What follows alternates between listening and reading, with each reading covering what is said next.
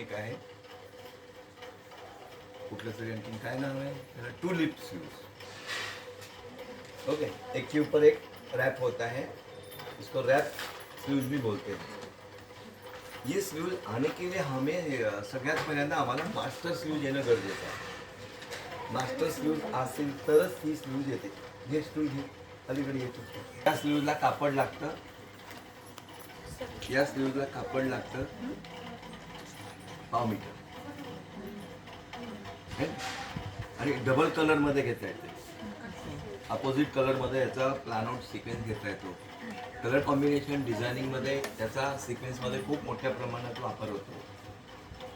ह्या स्लीवला मॉडेल्स, मोठे मोठे हिरोईन्स, पार्टी वेअर ड्रेसेस, मोठ्या सिक्वेन्स मध्ये या स्लीवला फिल्म अवॉर्ड प्रोजेक्ट मध्ये या स्लीवला मोठ्या प्रमाणात वापर करतात। ओके, ही स्लीव्ज घेत असताना सगळ्यात बेसिक स्लीव्ज पर्यंत येणे आपल्याला गरजेचं आहे ना। ही कोणाची स्लीव? कोण आहे याचा मालक? तू आहेस का?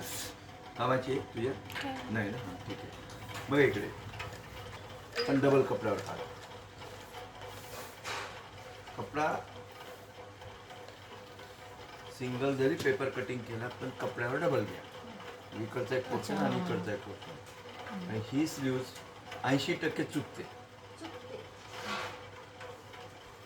कारण का त्याचा जो आकार आणि शेप जो आहे ना, जो समजत नाही पटकन, म्हणून या स्लीवला करताना point out, note out, point करा। आता मी ठेवलं हे मुद्दाम, मी तुम्हाला 2 गोष्टी म्हणजे वेगळा कलरचा पेपर ठेवला।